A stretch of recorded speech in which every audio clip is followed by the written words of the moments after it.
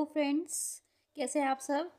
तो जैसा कि हमने लास्ट कुछ वीडियोस में देख लिया था कि वेरिएबल कौन कौन से टाइप के होते हैं सी लैंग्वेज में। अभी हम पढ़ने वाले हैं स्टोरेज क्लासेस कौन कौन सी होती हैं सी लैंग्वेज में। तो ये ऑलमोस्ट सेम ही कंसेप्ट है। Storage classes specify where a variable is stored. तो जो हम वेरिएबल बना रहे हैं वो कहाँ स्टोर होगा, ये कौन बताता है? हमारी स्टोरेज क्लासेस। इसकी लाइफ टाइम क्या होगी, मतलब वो कब तक वैल्यू रिटेन करके रखेगा और कैसे उसको एक्सेस किया जाएगा। तो 4 टाइप की स्टोरेज क्लासेस हैं: auto, register, static and extern. कुछ कुछ वैसा ही है वेरिएबल जैसा। क्योंकि हम देखते हैं ऑटो स्टोरेज क्लासेस कौन सी होती हैं। तो ये डिफ़ॉल्ट स्टोरेज क्लासेस होती हैं for all the variable with in the scope of a function और अ ब्लॉक। ऑटो जो है वो डिफ़ॉल्ट स्टोरेज क्लास है, मतलब अगर हम ऑटो लिखेंगे तो भी वो ऑटो होगी और अगर नहीं भी लिखेंगे तो उसे क्या माना जाएगा? ऑटो स्टोरेज क्लास ही माना जाएगा सब वेरिएबल्स के लिए। और इसका स्कोप कहाँ तक होता है? उसी ब्लॉक के अंदर होता है जहाँ पे हम उसको लिखते हैं, जहाँ पे हम उसको डिफाइन करते हैं, उसी ब्लॉक के अंदर या फिर उसी फंक्शन के अंदर तक का इसका स्कोप होता है। They have local scope. वही बात है कि वो ब्लॉक के अंदर ही काम कर सकते हैं, उसके बाहर हम उसको उसके बाहर उसे कोई रिकॉग्निशन नहीं मिलती है। स्टोर्ड होते हैं ये रैम में। They retain memory till the end of its block.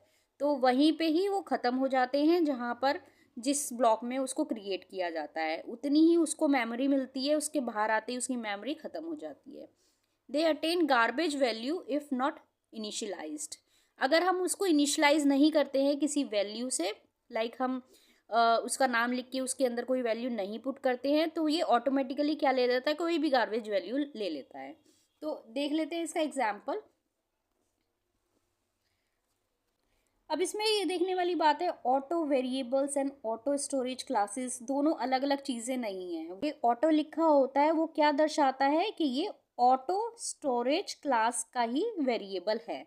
तो जैसे कि ये ऑटो स्टोरेज हो गया, ये रजिस्टर स्टोरेज हो गया। तो यहाँ पे इसके अंडर में क्या आते हैं? Auto variables, auto variables. और इसके अंदर आगे हम देखेंगे कौन से आते हैं, रजिस्टर वेरिएबल्स आते हैं इसमें।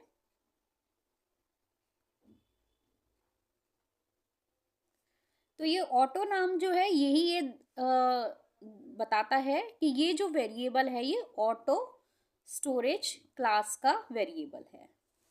तो इसका एग्जाम्पल देख लेते हैं। वैसे तो वो सेम ही रहेगा जो हमने पहले पढ़ा है, लेकिन एक बार ही हम फिर से रिकॉल कर लेते हैं इसको। हैश इंक्लूड stdio.h, ये लाइब्रेरी हम ऐड करते हैं। अब इसमें हम एक फंक्शन क्रिएट कर लेते हैं जिसमें एक वेरिएबल ले लेती हूँ ऑटो करके। Auto a is equal to 10 ले लेते हैं, a को प्लस प्लस कर लेते हैं, देन इसको प्रिंट करवा देते हैं, प्रिंट एफ।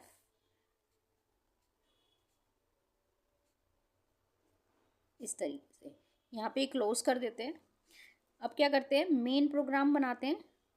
जैसा कि आपको पता है कि एग्जीक्यूशन कहाँ से स्टार्ट होता है? मेन प्रोग्राम से। ये एग्जीक्यूट नहीं होगा जब तक हम इसको मेंशन नहीं करेंगे मेन प्रोग्राम में। अब इसमें हम क्या करें, इसको मेंशन करेंगे तो ये कॉल होगा यहाँ पे जाएगा, ये सब चलेगा, जो भी है इसमें लिखा होगा ये एग्जीक्यूट होगा और वापस यहाँ पे कंट्रोल आ जाएगा। अगेन मैं फन लिख रही हूँ। तो इसमें क्या बताना चाहती हूँ मैं आपको कि ये किस तरीके से वर्क करता है। जैसा कि हमने पढ़ा है कि इसका स्कोप इतने तक ही रहेगा। इसको अगर मैं कहीं और यूज़ करने लग जाऊँगी किसी और ब्लॉक में तो ये नहीं चलेगा, और इसकी मेमोरी भी यहीं तक रहेगी। किस तरीके से? जब ये चलेगा तो इसका आउटपुट क्या होगा?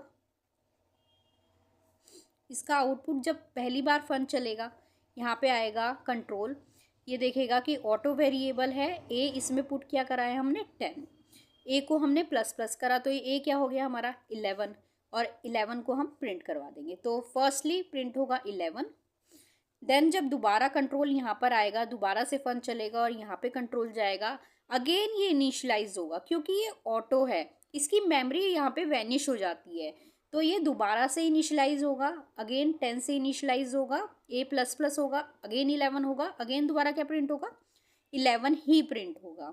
ठीक है, तो जैसे कि हमने पहले पढ़ा हुआ था ऑटो वेरिएबल्स क्या होते हैं, ये वही सेम ऑटो वेरिएबल है, बस इसमें हम क्या बताना चाह रहे हैं कि ऑटो का मतलब क्या है, ये वेरिएबल कौन सी स्टोरेज क्लास को बिलोंग करता है, ऑटो स्टोरेज क्लास को।